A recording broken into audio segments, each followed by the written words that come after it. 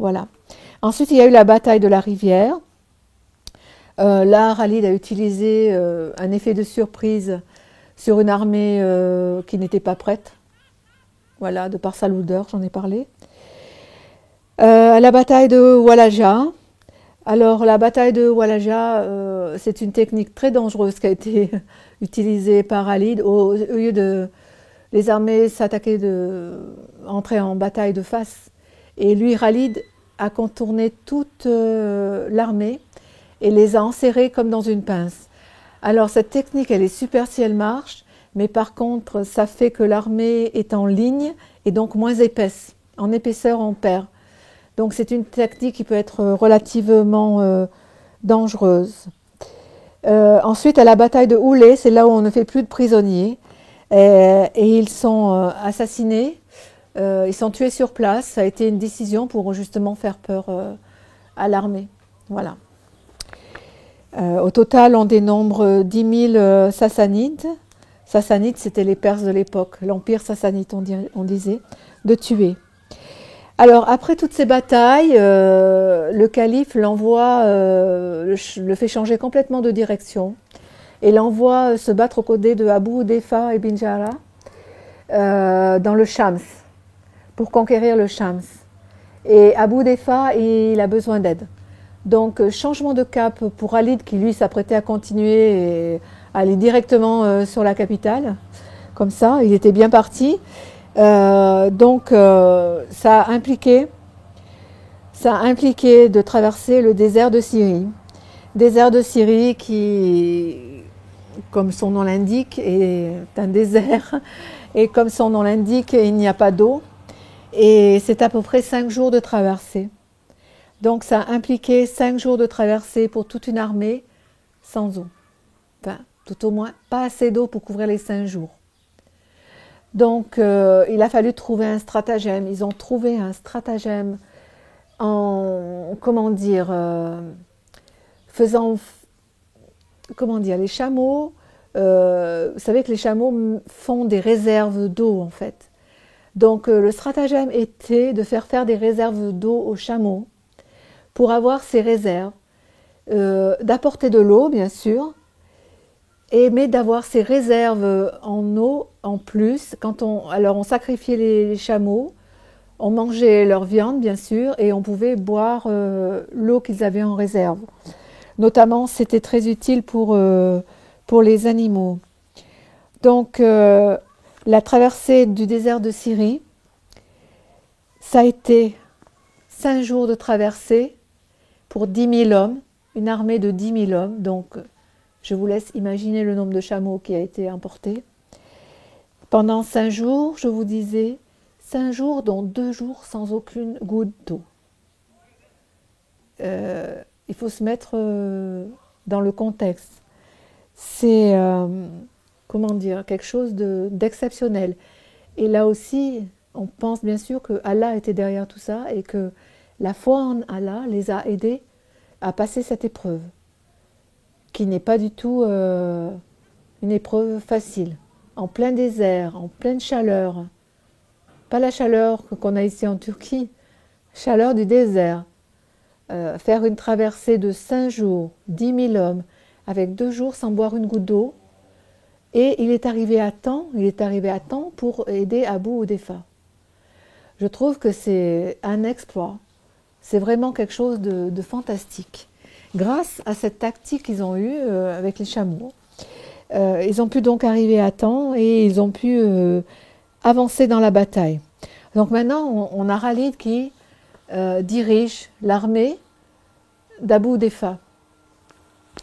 Alors, sa tactique-là, c'était d'envoyer un éclaireur pour voir le terrain. Les Romains ne faisaient pas ça, en fait. Donc, les tactiques de Khalid étaient quelque chose de très novatrice. Et dangereuses, certes, pour certaines, mais c'était des tactiques que les ennemis n'avaient pas l'habitude d'employer, ne connaissaient pas. Un peu comme nous pour la bataille du fossé, les Arabes ne connaissaient pas le fait de faire une tranchée pour ralentir l'ennemi, pour l'empêcher de passer et protéger une ville, protéger une zone. Ici, toutes les tactiques de Khalid, les Persiens, les Byzantins, Il ne les connaissait pas.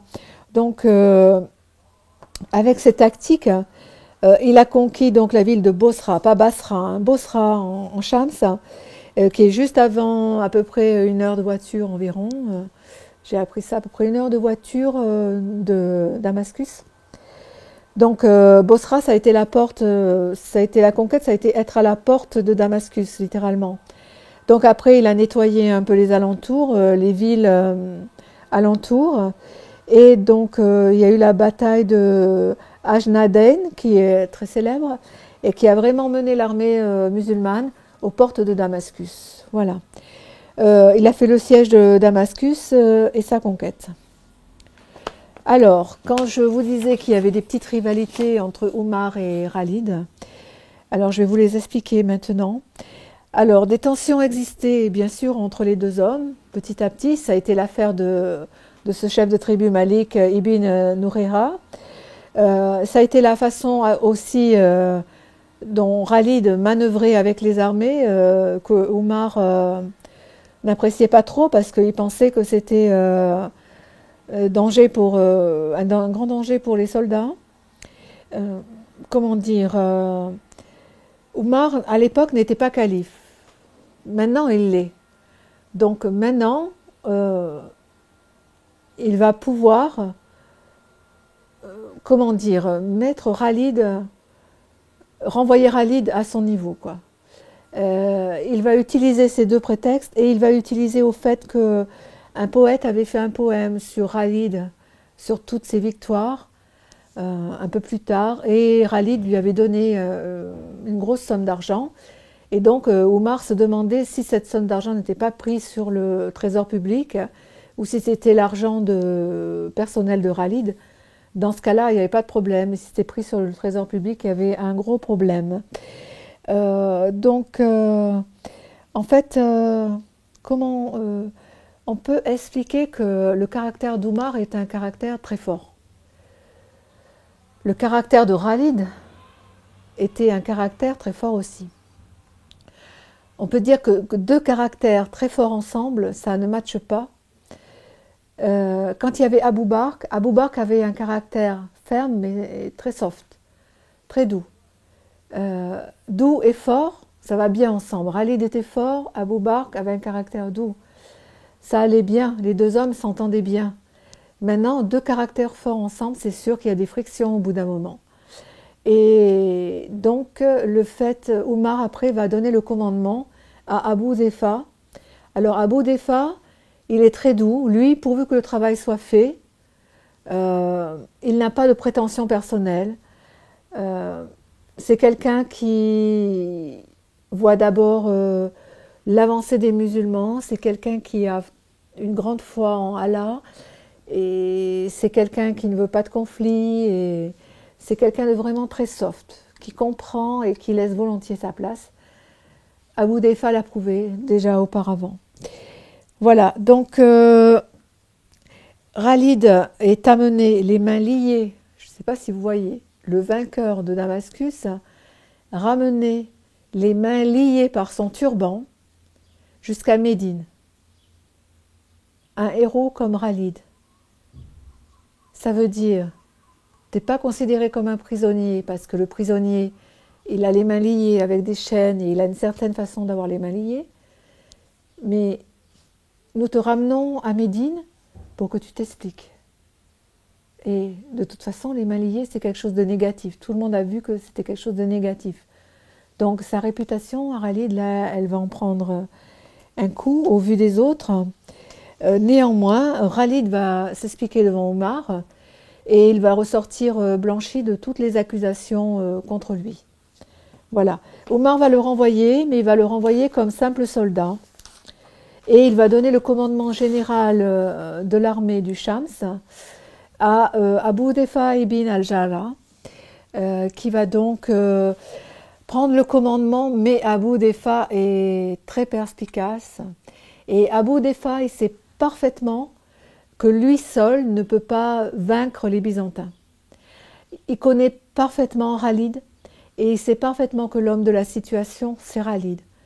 Donc voilà ce qui va se passer, c'est que officiellement, Abou Defa est le général en chef, mais officieusement, ce sera Khalid.